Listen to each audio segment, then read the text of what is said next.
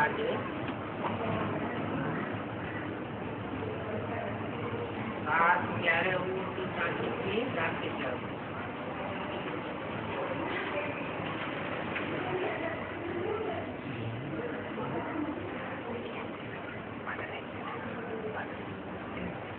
कहाँ बैठे हो?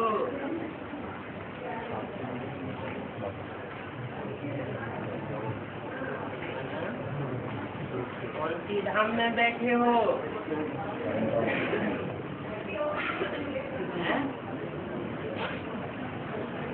अभी कौन से धाम में बैठे हो? पूछा। शांति धाम में बैठे हो, सुख धाम में बैठे हो या दुख धाम में बैठे हो? कहाँ बैठे हो? सुख धाम में बैठे हो। हमारी लक्ष्मी कहाँ है?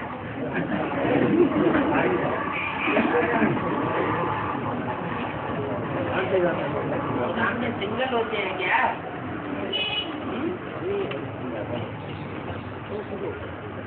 हम तो युगल मूर्त होते हैं ना, जन्म से लेकर अंत तक। तो सुखधाम में तो नहीं गए, शांति धाम में बैठे हो। मधुवन माना, मधुवन की लास्ट स्टेज कौन सी होगी? शांति धाम। जहाँ बेहद की मिठास वृत्ति और बेहद की वैराग्य। जैसे कहते हैं ना, लौकिक हो, अलौकिक हो या पारलौकिक हो,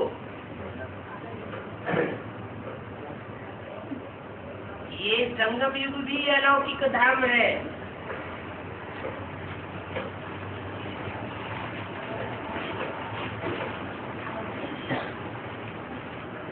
यह लोक है और न पारलोक है, अर्थात ये सबसे न्यारा है।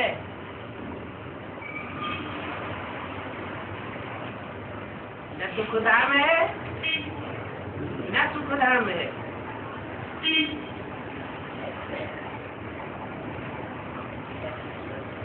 तो अभी न तो शांति धाम में हो ना सुख धाम में, ये अलौकिक धाम है। बाबा भी अलौकिक है, क्योंकि लौकिक और पारलौकिक इकट्ठे हैं। और कौन से बाबा? दो बात है ना, एक लौकिक बाप कौन? दुनिया का सबसे जाती लौकिक बाप कौन हुआ?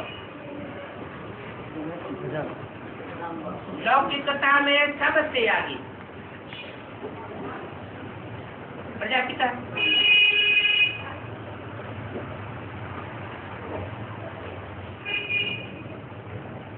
तो लौकिक और पारलौकिक, माना पारलोक में सबसे आगे, जिससे आगे कोई न हो, वो कौन सा बाप हुआ? सुप्रीम। तो एक लौकिक एवरलास्टिंग और एक पारलौकिक एवरलास्टिंग।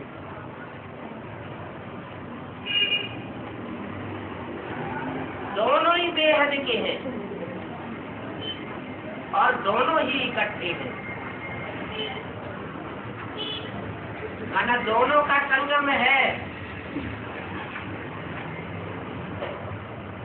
तो ऐसा बाप कब मिलेगा?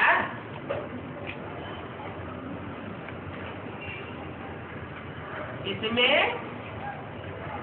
दोनों का संगम हो। कौन कौन सी दोनों बातों का?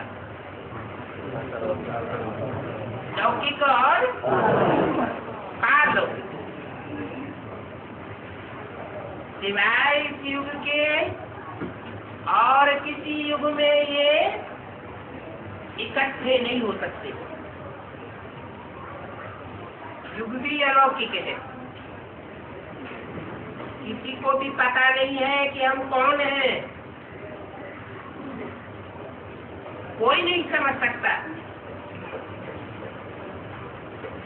कि भारत की शिव शक्ति सेना जो अभी भारत को श्रीमत पर स्वर्ग बनाए रही है,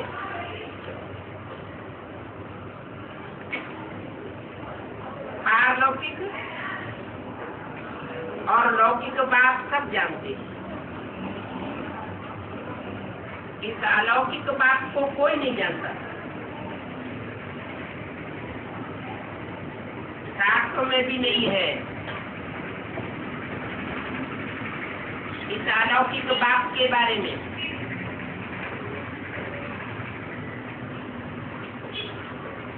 और बाप आते भी है पतित साधारण तन में।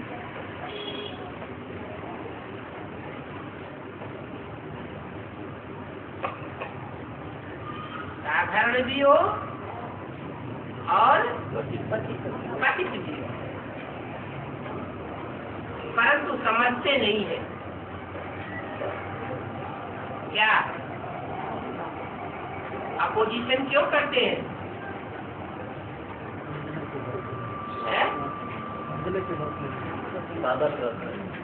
नहीं, अपोजिशन इसलिए करते हैं कि वो समझते हैं इतना ऊंचा बाप तो कोई ऋषि मुनि के तन में आवेगा।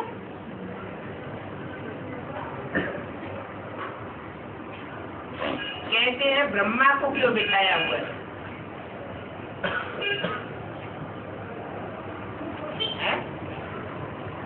अच्छा, वो तो सन 8 तक बिठाया हुआ था, अभी तो नहीं बिठाया हुआ है। सन 68 में ब्रह्मा ने तो शरीर छोड़ दिया।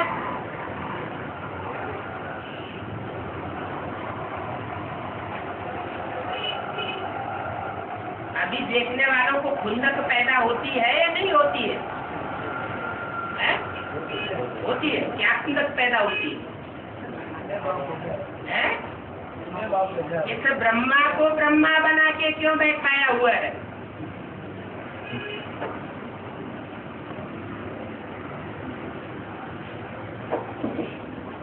ब्रह्मा माने बड़ी माँ, वो तो सहन शक्ति का आधार है।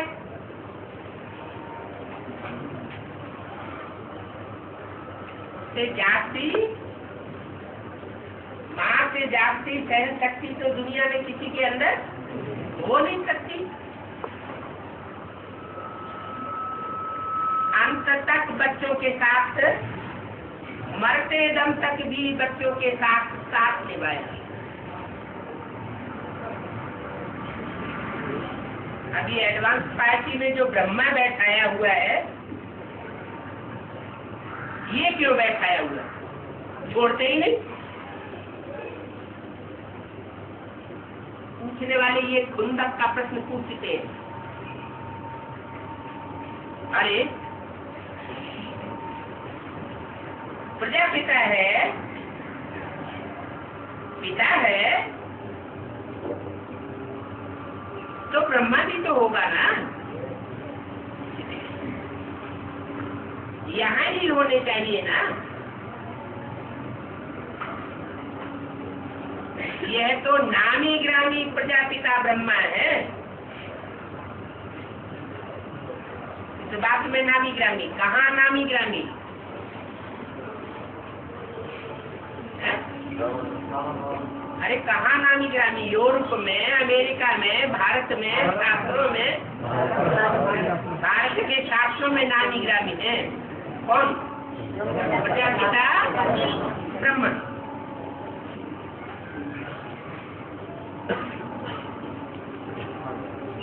प्रजापिता ब्रह्मा है तो शिव बाबा भी है, क्योंकि शिव बाबा सन्यासी में नहीं आता, किसमें आता है? जहाँ गृहस्थी होती है, गृहस्थी बच्चों के बीच में आता है।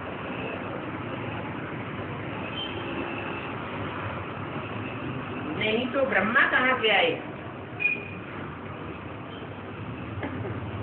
ब्रह्मा नाम कब पड़ता है?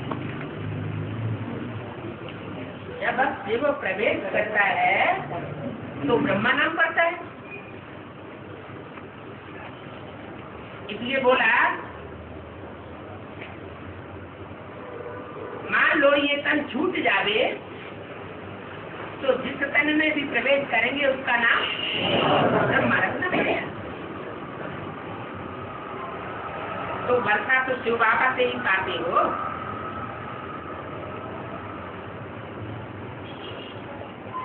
किसके द्वारा? ब्रह्मा द्वारा। ब्रह्मा जरूर चाहिए, बाप से डायरेक्ट नहीं मिलेगा, न डायरेक्ट गेट खुलेगा। गेट खोलने के लिए बीच में निमित्त किसको बनाया? ब्रह्मा, प्रजापिता को नहीं। क्यों? पुरुष तन, जो पुरुष तन है वो सारा दुर्योधन दुशासन की लिस्ट में डाल दिए।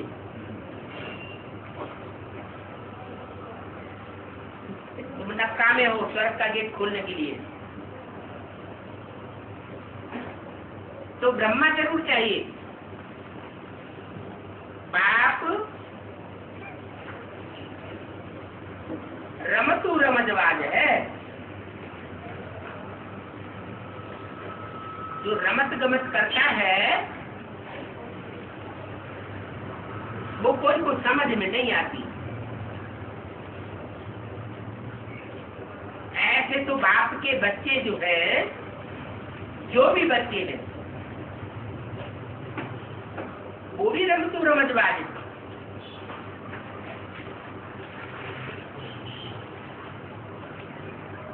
कैसे वैसे रास्ता बताते हैं और रमज कितनी उत्तम बताते हैं। भगवान बाप कहते हैं मुझे याद करो तो स्वर्ग का वर्षा मिलेगा। मुझे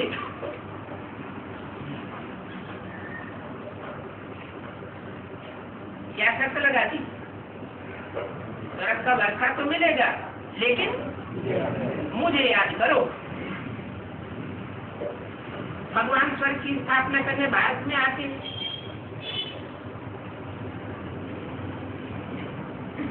क्यों? भारत में ही क्यों आते हैं? क्योंकि भारत में ही परमात्मा परमपिता शिव की जो बड़े से बड़ी शिफ्ट है, कौन सी? ट्रिनिटी, एवर प्योर कहा जाता है। उस पवित्रता के महत्व को भारतवासी जानते हैं, दूसरे देशों के लोग उतना महत्व नहीं देते। इसलिए बाप भगवान भारत में आते हैं। जरूर स्वर्ग की रचना रची थी और हम स्वर्ग में थे। मेरे 84 जन्मों के बाद पतित बने।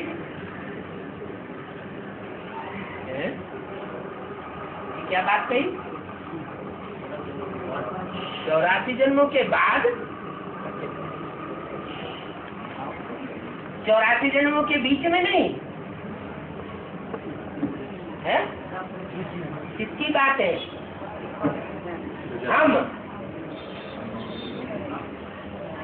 हम पतित बने हैं 84 जन्मों के बाद। हम कौन? माने कोई कम से कम 2 आत्माएं हैं जो मिल करके बोलती है। जैसे बोला तुम बाप दादा को अलग अलग करेंगे, वो फिर एक हो जाएंगे।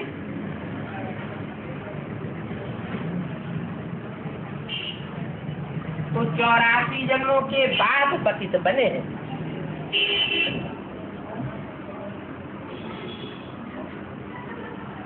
पतित बनते हैं तो नाम क्या पड़ जाता है?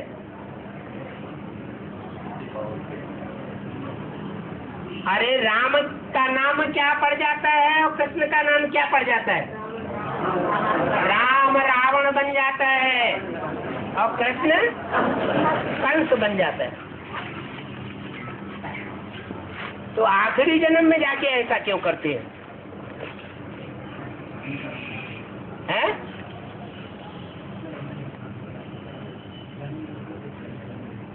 पहले ही ऐसे कर दे।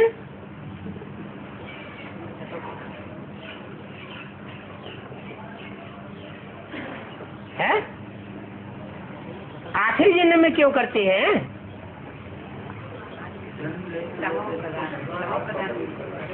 तो और आत्माएं तो पहले से ही पतित तमो प्रधान बनने लग पड़ती हैं। इब्राहिम का आधार मूर्त त्रेता के अंत से ही तमो प्रधान बन जाता है। कौन? चलो कितने भी जन्म लेते हो और आत्मा पहले से ही तमो प्रधान बन जाती। और राम कृष्ण के लिए ऐसे क्यों कहा कि 84 जन्म के बाद तमो प्रधान बनते हैं? हैं?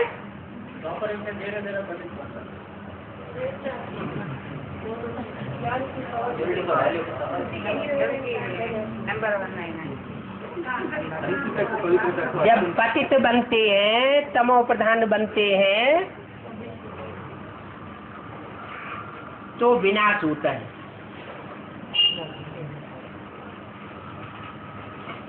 इम्प्योरिटी से होता है विनाश और प्योरिटी से होती है स्थापना।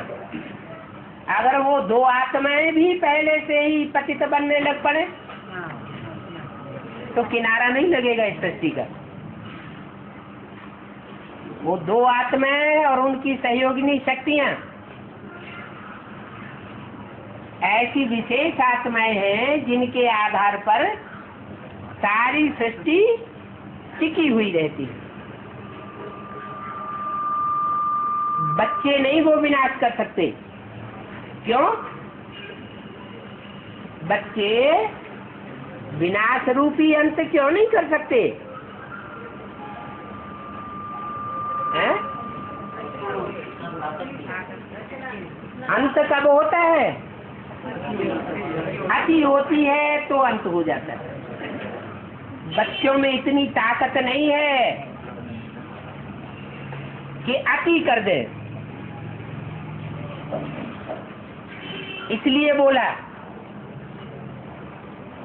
बाप आते हैं पापों में पाप बढ़ाने का रहम करने के लिए।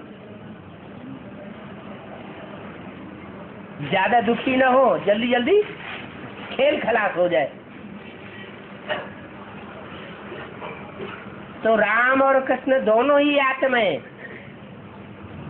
आखिरी जन्म में वो उसूल पकड़ती है। लोहे से लोहा काटा जाता है और विष से विष मारा जाता है।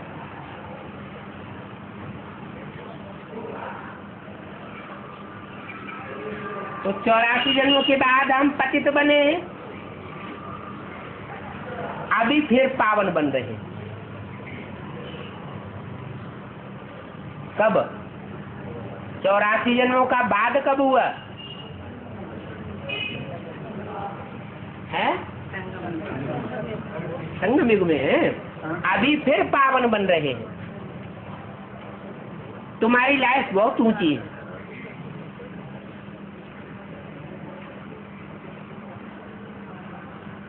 कोई बच्चों को सामने इमर्ज किया, बोला तुम्हारी लाइफ बहुत ऊंची है, तुम्हारे ही लिए गायन है, गोप गोपियों को अतीन्द्रिय सुख था, देवताओं के लिए नहीं कहेंगे। सत्युग में जो 16 कला संपूर्ण देवताएं होंगे उनको अतीन्द्रिय सुख का गायन शास्त्रों में नहीं दिया गया है। वो जो सुख भोगेंगे वो इंद्रियों का सुख भोगेंगे कि अतीन्द्रिय सुख भोगेंगे? आंख से भी संतान पैदा होगी दृष्टि के फोर्स से, तो वो भी तो इंद्रिय हुई ना।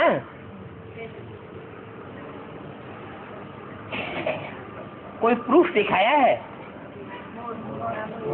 नहीं, मोर तो ठीक है, वो तो भक्ति मार्ग में और अपने भारतीय परंपरा में मोर राष्ट्रीय पक्षी माना जाता है,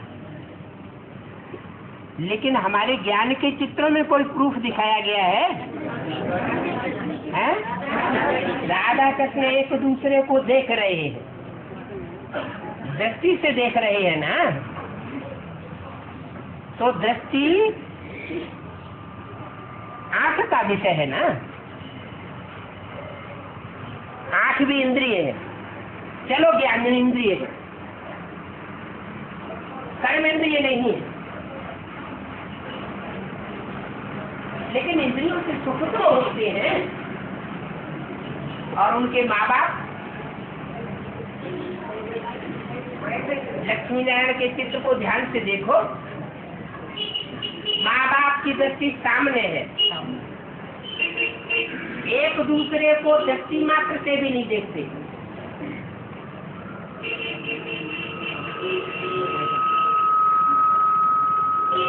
अटैचमेंट की दृष्टि से नहीं देखते, सिर्फ वाइब्रेशन का सुख है। तो कौन सा सुख हुआ? अति माने इंद्रियों से परे, और उससे संतान पैदा होती है। तो ये कैसे संभव हो सकता है?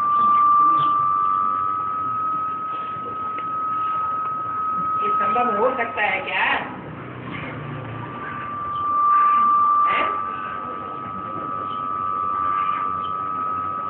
हो सकता है या नहीं हो सकता? कैसे? कोई मिसाल? जरूर कोई न कोई मिसाल भी इस दुनिया में मौजूद रहता है। जैसे मोर का मिसाल है कि 23 इंद्रियों का आंसू पीती है मोरनी और उसको गर्व रह जाता है, ऐसे ही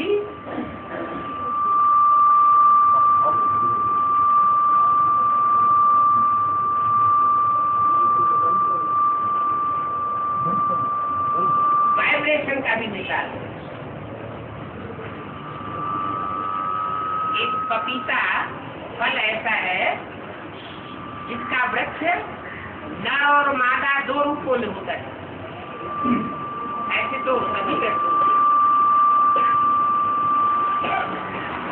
और वो वृक्ष मीलों दूर भी अगर हो नर का और मादा का, तो दूर से ही वो अपना वाइब्रेशन खींच लेता है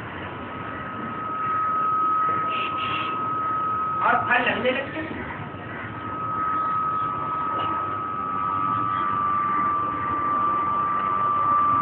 बहुत सात्विक है पपीता का फल।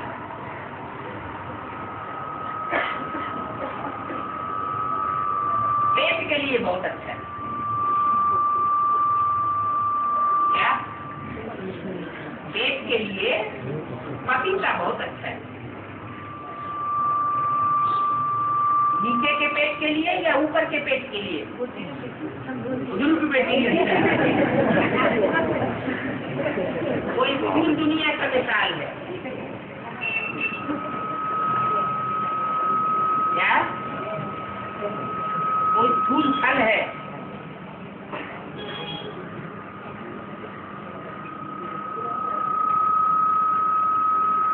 वहाँ सबसे श्रेष्ठ फल कौन सा माना जाता है दक्षिण भारत में? आम, केला। केला तो फलों की रानी मानी जाती है। आम फलों का राजा माना जाता है, लेकिन दक्षिण भारत में सबसे श्रेष्ठ फल कौन सा माना जाता है? तो देवताओं के ऊपर अर्पण करते हैं नारियल।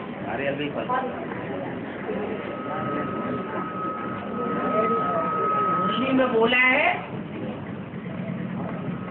शंकर का पाठ रियल नहीं कहेंगे। रियल नहीं कहेंगे तो कैसा है? नारियल है।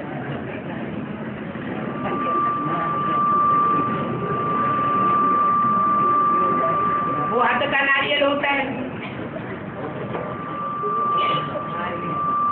जो जटाओं से ढका रहता है। ये ज्ञान की जटाओं से ढका हुआ है।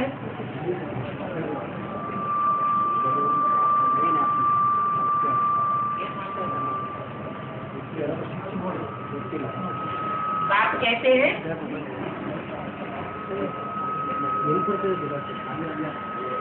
रियल बातों को समझना चाहिए।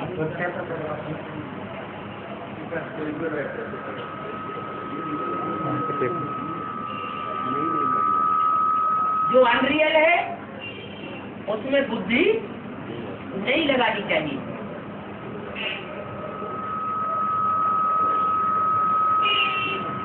तथाकथित ब्राह्मण और रावण किसको याद करता रहता था?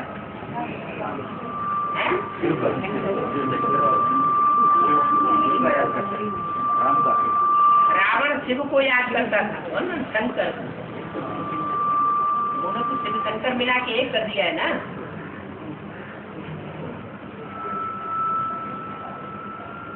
रियल का चिंतन करना चाहिए। मुरली में भी बोला है तुम बच्चों को शंकर को पालो नहीं करना है। शंकर का चिंतन तुम क्यों करते हो? तुम्हें जाना कहाँ है?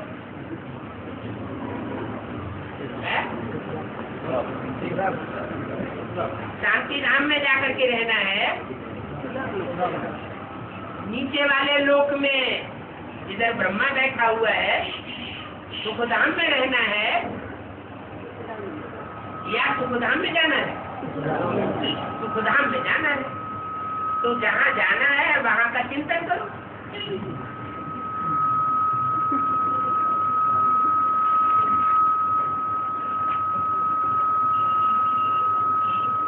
नई सृष्टि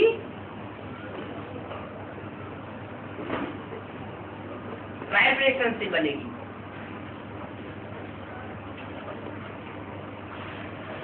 इतना वाचा से 63 जन्म से ऋषि मुनि सन्यासी देहधारी धर्मगुरु मेहनत करते चले आए।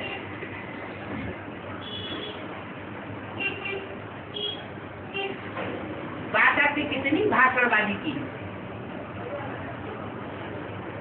क्या दुनिया का परिवर्तन हुआ? नहीं हुआ। आज की दुनिया में कितनी भागदौड़ तेज हो गई है।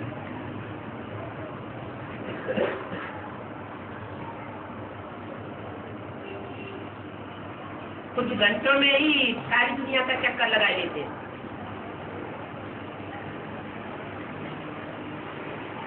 तो कर्मेंद्रियों की भागदौड़ से क्या दुनिया का परिवर्तन हो जाएगा?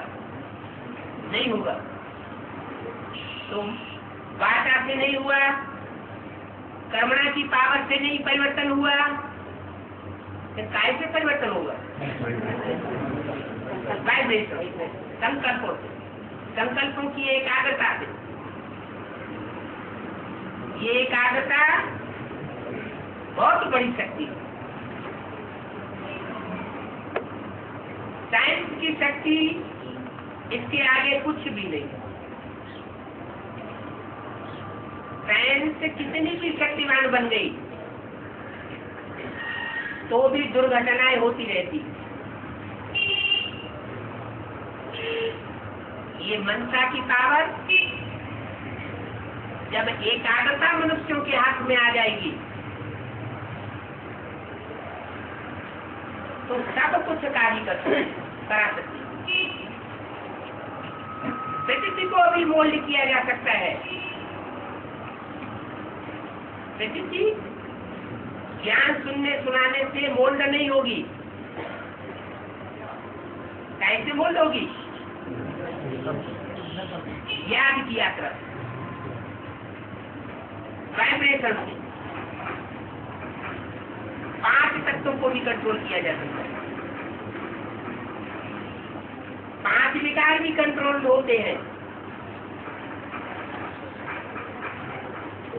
तो वाइब्रेशन की पावर से क्या सृष्टि उत्पन्न नहीं की जा सकती?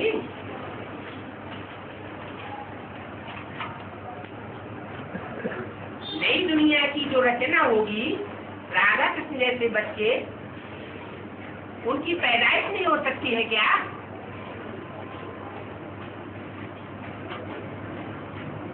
सारी दुनिया पलट सकती है तो ये कार्य भी हो सकता है। लेकिन दृढ़ निश्चय चाहिए, दृढ़ विश्वास चाहिए कि मनसा की पावर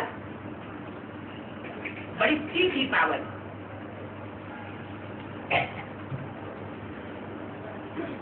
मनसा बुद्धि के द्वारा नियंत्रित होनी चाहिए। बुद्धि कुछ कहती है और मन अर्थात दिल कुछ कहता है और करता है, तो परिवर्तन नहीं हो सकता। परिवर्तन तभी होगा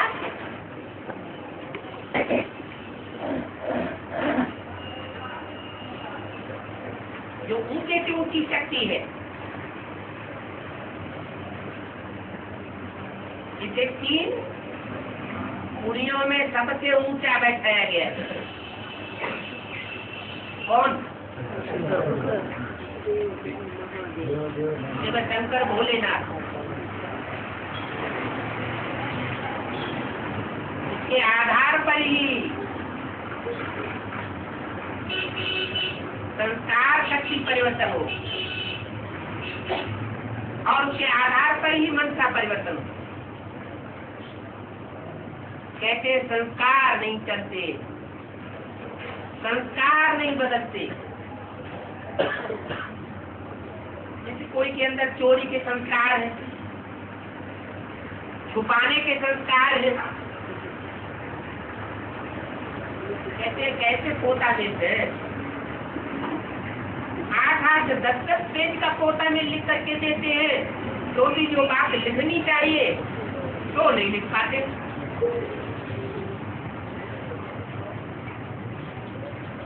तो इतना विस्तार करने के बावजूद भी जो सार की बात नहीं आती, इसका मतलब छुपाने का संस्कार बहुत पक्का है।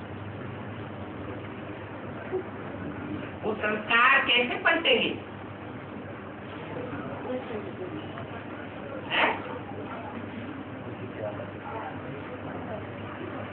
संस्कार का परिवर्तन भी याद से होगा। एक बात किया, मुझे याद करो, और कोई को याद किया तो संस्कारों में परिवर्तन नहीं आने वाला।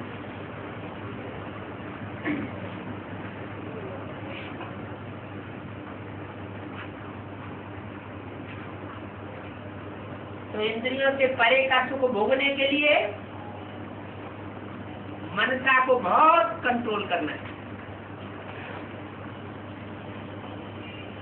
मन कंट्रोल हो गया तो संस्कारों में परिवर्तन स्वतः ही आने लगे। मन को एकाग्र करना उनके हम तो वैश्या के ऊपर एकाग्र करेंगे।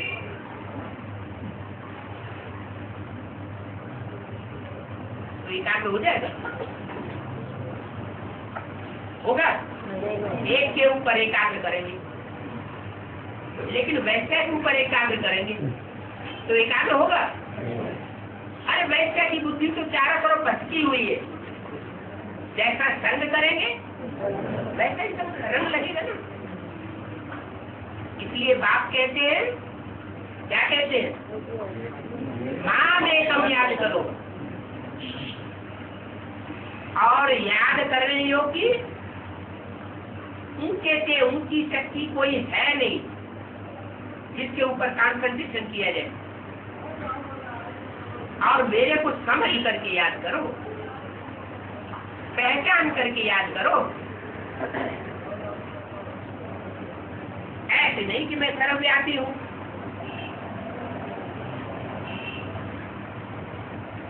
सर्वव्यापी हूँ तो बुद्धि एकाग्र हो ही नहीं सकेगी। आज एक ऊंचा दिखाई पड़ेगा, कल दूसरा गुरु अच्छा दिखाई पड़ेगा। जैसे ब्रह्मा बाबा ने अपने जीवन में कितने गुरु बदले? 12 गुरु बदलते रहे।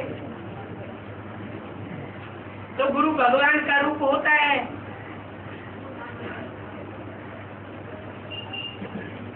तो क्या सभी गुरु हो जाते हैं? गुरु माने क्या? गुरु का अर्थ क्या? भाई, बदनी।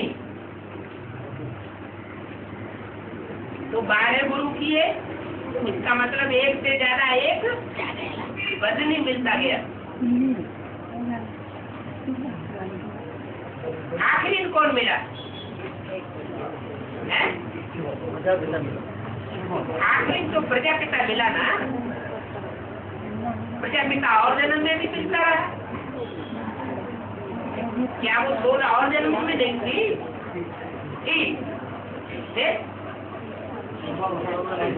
हाँ, उसमें शिवर जो मूल तत्व है वो नहीं।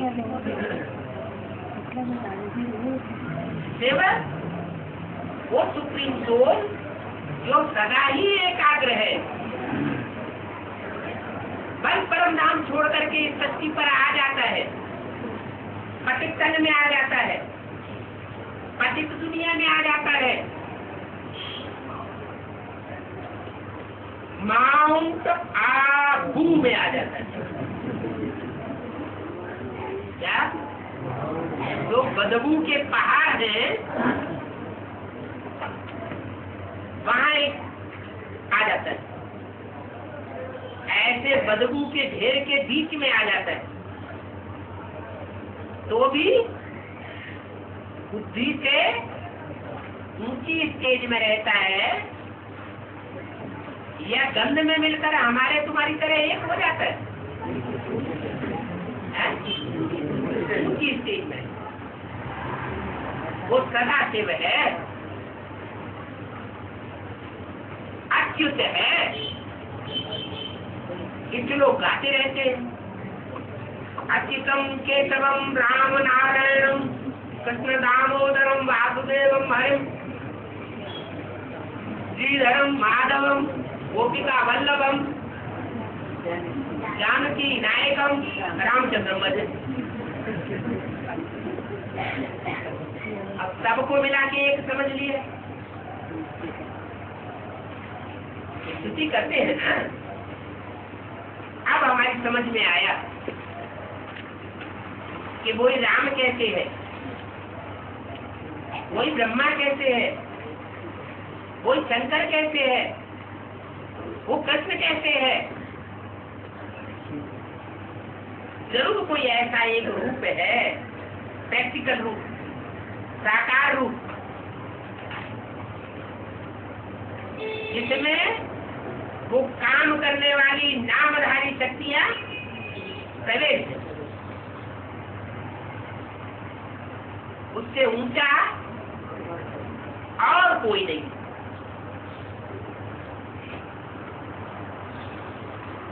और वो मुसलमानों की तरह तलवार के जोर से अपना ऊंचापन नहीं दिखाता। बड़े बड़े साधु संत होते हैं तांत्रिक, उनकी तरह कोई करिश्मा करना नहीं जानता, न दिखाता है, तो साधारण तन में आता है, गुप्त रूप में आता है। लेकिन उसका जो कार्य है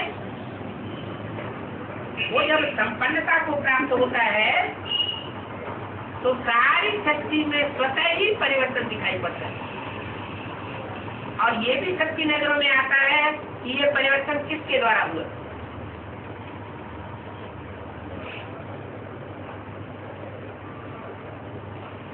अभी यकीन से सुख क्यों नहीं महसूस होता? ये परिवर्तन अभी क्यों नहीं महसूस होता? बुद्धि की एकाग्र नहीं है। बुद्धि एकाग्र नहीं है, भान में आते हैं, ये भान में आते लेकिन ज्यादा है। आखिर कब तक ये भान में आते रहेंगे? कब तक एकाग्रता महसूस नहीं होगी? सदा के लिए नहीं। नष्टोमोहा बन जाएंगे फिर और क्या रह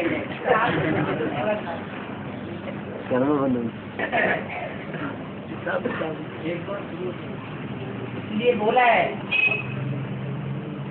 अपने फरिश्ते स्वरूप का अनावरण कब करेंगे?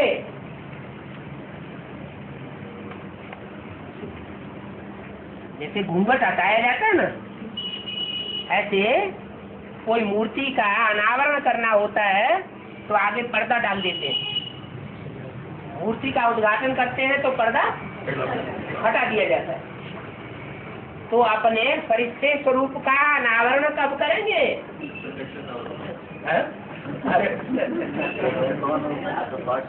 का जवाब दिया अव्यक्तवाणी में।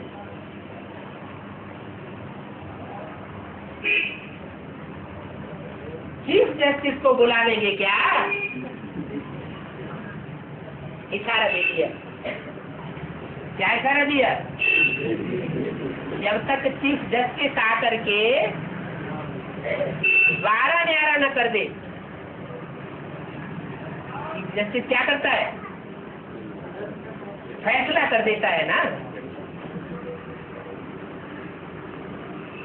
अभी कोई से कहो तुम्हारा लास्ट नंबर बनता है माला में, 8 की माला में या 108 की माला में या 1008 या 16,108 की माला में, इसलिए तुमको सबसे नीचे झुक करके बैठना चाहिए। इस माला में नीचे का मणका ऊपर वाले मणके को कोई हालत में क्रॉस नहीं करेगा। तो अभी कोई मानने के लिए तैयार होगा? है? कोई मानने के लिए तैयार नहीं होगा। है? ऐसे कैसे हो सकता है? इसलिए बोला अपने फरिश्ते स्वरूप का अनावरण करने के लिए चीफ जस्टिस को बुलावेंगे क्या? मना? तब तक वो स्टेज आ नहीं सकती जब तक चीफ जस्टिस का कार्य न शुरू हो जाए। अभी भी बाप के प्यार में पल रहे हैं। अभी भी कंबाइंड रूप चल रहा है।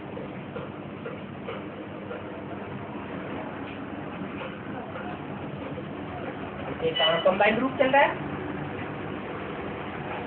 माँ और बाप दोनों का कंबाइंड रूप कहाँ चल रहा है?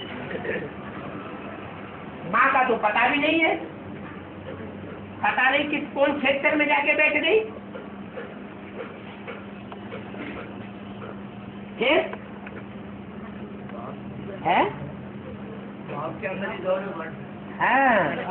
ब्रह्मा की सोल माने मम्मा और बाबा नंबरवार बच्चों में प्रत्यक्ष होते रहते हैं, प्रवेश करते रहते हैं। तो ब्रह्मा की सोल रुद्रमाला के हर मणके में प्रवेश करती है, नंबरवार पुरुषार्थ अनुसार। जिसमें जितनी हिम्मत है, जितनी ऊंची सेवा करने की हिम्मत है, उतनी ऊंची सेवा करने के लिए सहयोगी बनकर के आ जाते। हिम्मते बच्चे तो मदद बाप।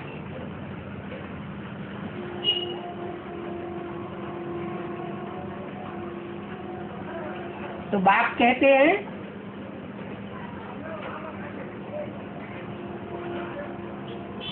चीफ जस्टिस को कैसे बुलावेंगे? है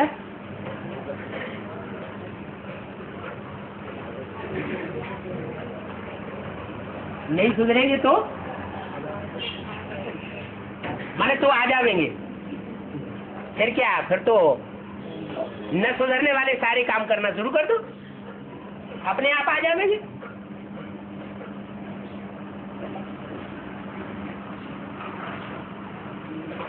परिवर्तन करने के लिए दृढ़ता चाहिए, और सबके अंदर एक जैसी दृढ़ता नहीं आने वाली है। नंबरवार बच्चे हैं जो दृढ़ता को धारण करेंगे, और एक बार दूसरा न कोई इस स्टेज को पकड़ेंगे।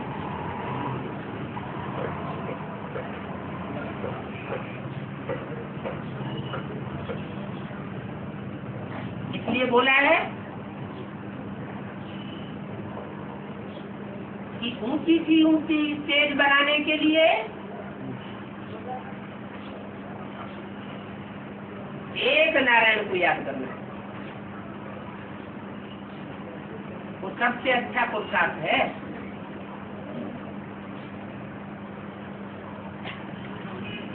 और कोई को याद नहीं करना। क्यों?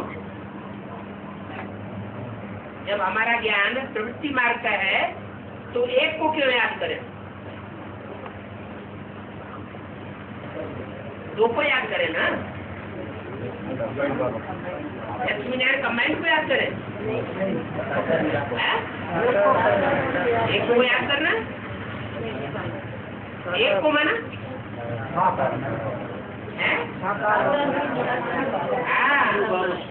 एक को याद करना माने उसमें साकार भी है निराकार भी। निराकार है बाप, और जो साकार है वो प्रजापिता हो गया। साकार में प्रकृति पहले, लेकिन प्रकृति होती है जड़। बाप जिसमें ज्ञान देता है आकर के, उसे जड़ नहीं कह सकते। इसलिए बाप के दो रूप हो जाते हैं। जैसे कोई दाने होते हैं, वो दानों में दो दल होते हैं, जैसे चना। तो ऐसे ही शिव बाप जो चने में नुक्ता होता है, बिंदु, दोनों से कनेक्ट होता है। वो नुक्ता बाप जब आता है, एक बाईं ओर और एक दाईं ओर। बाईं ओर में प्रवेश करता है और दाईं ओर में भी प्रवेश करता है। भक्ति और ज्ञान दोनों का फाउंडेशन साथ साथ पड़ता है। भक्ति विशाल रूप धारण करती है। तो ब्राह्मण की दुनिया में अभी भक्ति विशाल रूप धारण कर चुकी है। जैसे झाड़ बढ़ता है तो झाड़ का पसारा बहुत हो जाता है, और ज्यों ज्यों बढ़ता जाता है बीज गुप्त होता जाता है, और अंत अंत में बीज प्रत्यक्ष होता है तब जब वृक्ष के ऊपर जो फल लगते हैं उन फलों में जो गुठली आती है उस गुठली से बीज का कनेक्शन कट हो जाता है।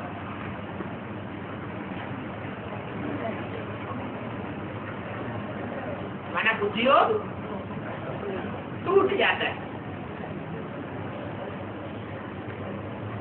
तो अभी सृष्टि के लिए 108 बीज है नंबरवार पुरुषार्थ अनुसार।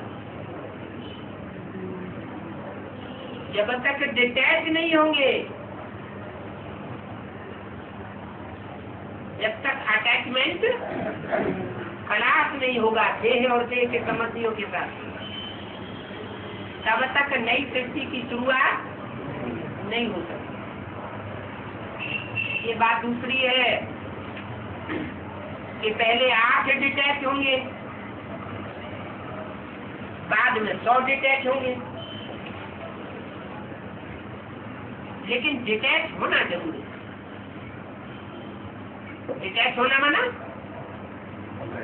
नष्टो मोहा एक समझ लगता।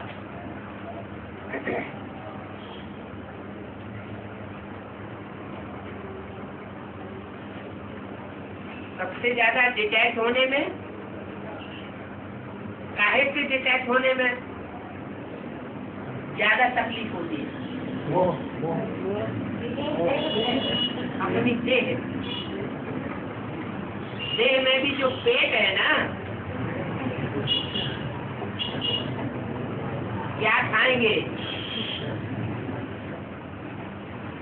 क्या पहनेंगे, कहाँ रहेंगे,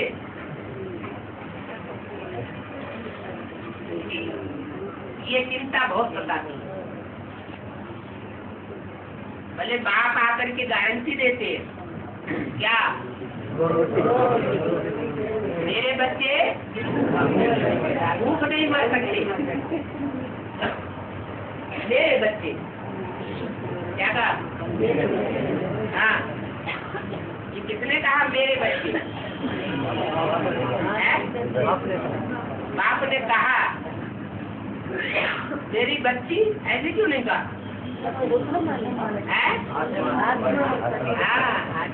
ज्योति रुद्रमाला के बच्चे आपकी स्थिति में स्थित होने वाले हैं और जो भी ईश्वरीय सेवा के लिए मेहनत करने वाले हैं, हिम्मत करने वाले हैं, वो बच्चे भूख नहीं मर सकते। दूसरे बच्चे अगर ईश्वरीय सेवा नहीं करते हैं तो पहले तो वो ब्राह्मण ही नहीं। ब्राह्मणों का मुख्य कर्तव्य क्या बताया? ज्ञान लेना, ज्ञान देना।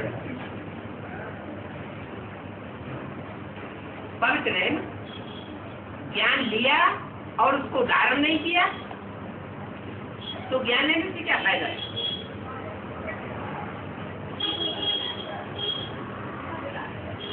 तो पवित्र बने और दूसरों को भी पवित्र बनाने में सहयोग दे। ज्ञान है ही पवित्रता के लिए। पवित्रता माने देवता, देवता ही बना।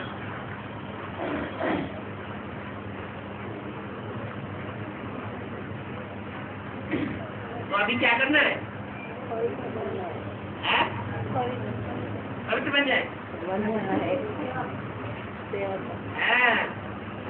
बाप के बच्चे बने हैं तो जो बाप का धंधा, जो बच्चों का धंधा।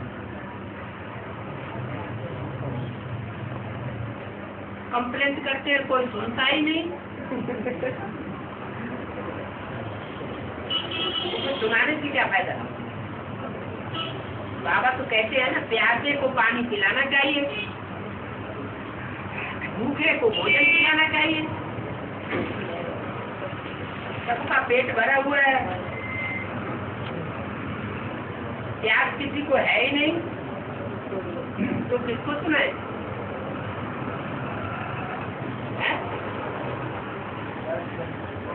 अरे ब्राह्मण परिवार में ही नंबरवार पुरुषार्थ संसार बहुत है। तू सुखी आत्माएं।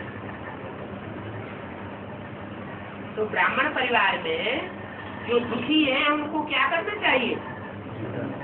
उनको सुखी करना चाहिए। दुआएं दो और दुआएं दो। अगर आपस में परिवार के अंदर भी दुआएं लेना और दुआएं देना ये धंधा करते रहेंगे तो परिवार का संगठन एक हो जाएगा।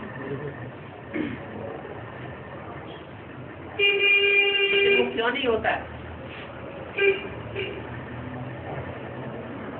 क्योंकि लौकिक रीत से मेरा मेरा ज्यादा लगा हुआ है। जब मेरा मेरा होता है तो जो तेरे बने हैं, तेरा ज्ञान ले रहे हैं, तेरे रास्ते पर चल रहे हैं, उनकी तरफ बुद्धि कम जाती है।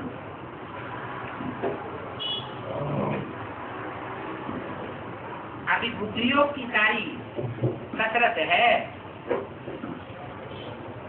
पोतामेल है और बहुत महीन पोतामेल है।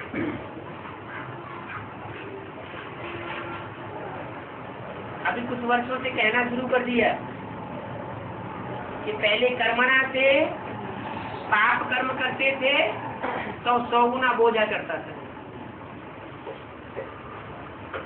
वाचा से कोई दुष्ट वाचा बोलते हैं, कोई को दुख दिया तो 100 गुना बोझा करता था। अभी संकल्पों में भी अगर कोई ऐसा संकल्प आता है जिससे किसी को दुख हो जाए, वाइब्रेशन खराब हो जाए, तो वो भी 100 गुना दंड का भाग लेगा।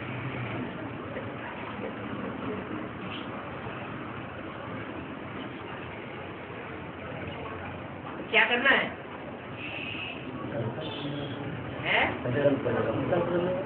संकल्प भी नहीं करना है, संकल्प नहीं करना है। अमृत वेले क्या होता है? अमृत वेला जो फाउंडेशन वेला है उसमें क्या होता है? व्यर्थ बहुत आता है। बहुत प्रयत्न करने पर भी कभी अमृत वेला अच्छा हो जाता है और कभी बलात्कार पूर्वक माया घुस पड़ती है। बहुत कंट्रोल करना चाहते हैं तो भी कंट्रोल नहीं होता, आखिरी थक करके फिर सो जाते।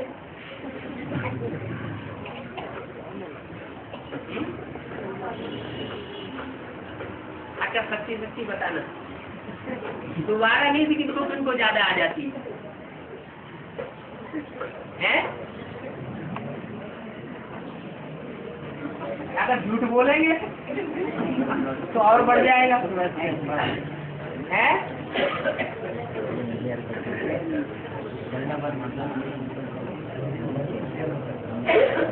कोई भी नींद नहीं आती दोबारा है? तो ज्यादा हाथ उठते जा रहे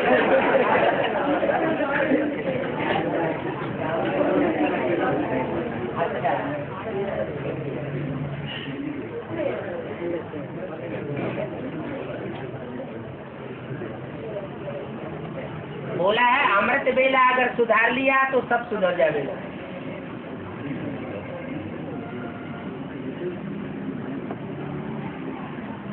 अमृत वेले के ऊपर इतना मदार डाल दिया है।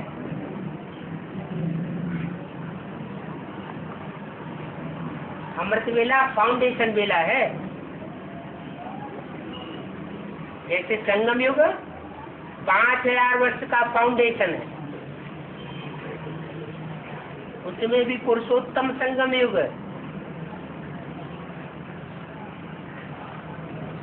बहुत महत्वपूर्ण है। ऐसे ही हर दिन के पुरुषार्थ में अमृत वेले का बहुत महत्व है। ऐसे नहीं कि स्थूल अमृत वेला, स्थूल और सूक्ष्म का कनेक्शन है। ये स्थूल ग्रह उपग्रह जो है और उनके जो सूक्ष्म निमित्त हैं आत्माएं, कोई ज्ञान सूर्य है, कोई ज्ञान चंद्रमा है, कोई पृथ्वी है, कोई जल के रूप में पाठ बजाने वाला है, कोई वायु के रूप में पाठ बजाने वाला है। तो जो सूक्ष्म आत्माएं हैं उनके पाठ का स्थूल से भी कनेक्शन अलग नहीं किया जा सकता। ऐसे नहीं हम आद्य में क्यों जावे, आद्य के अमृत मिलने आपको क्यों करें? आद्य से बेहद जुड़ा हुआ है, सूक्ष्म से स्थूल जुड़ा हुआ है।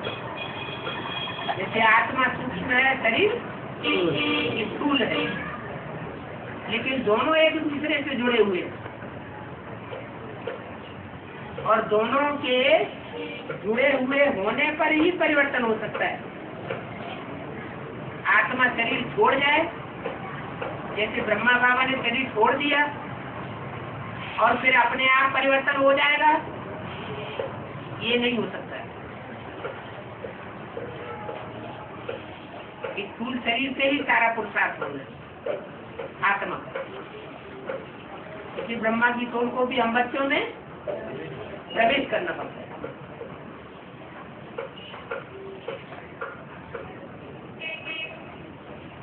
तो ऐसे नहीं सोचना चाहिए कि हद की बातों में क्यों जाना।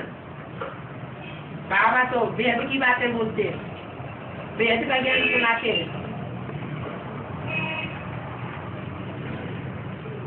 नहीं, हर बात का हद में भी अर्थ होता है और बेहद में भी अर्थ होता है।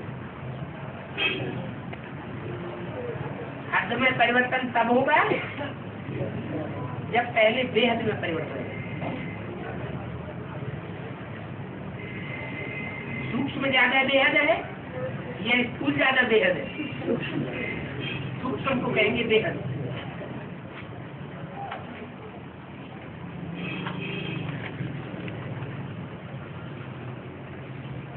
इसलिए शक्ति का परिवर्तन भी सूक्ष्म से स्थूल की ओर जाता है।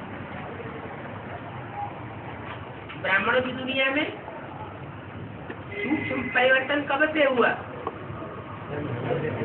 है? 76 बुद्धि का परिवर्तन शुरू होता है।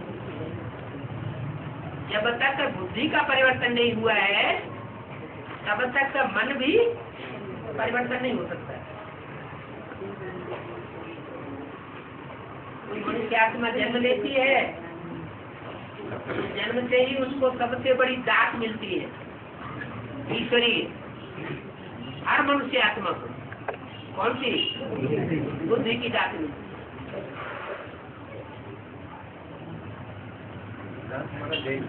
है, प्राप्ति। हर मनुष्य आत्मा को जन्म से ही दात मिलती है। या यूं कहे कि पूर्व जन्मों के कर्मों के अनुसार मिलती है, ड्रामा प्लान अनुसार मिलती है। तो बुद्धि की कदर करनी चाहिए।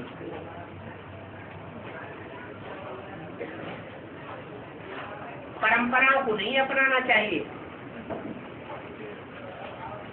कि परंपरा में ऐसा होता चला आया है तो हम भी ऐसा ही करेंगे। नहीं, हर बात में, हर कदम में बुद्धि से तौलना है, क्या राइट है क्या रंग।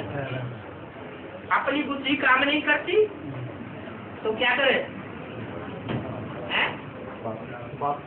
जो बुद्धिमानों की बुद्धि है वो आया हुआ है, उससे सहयोग ले लेना चाहिए तो सहज हो जाएगा।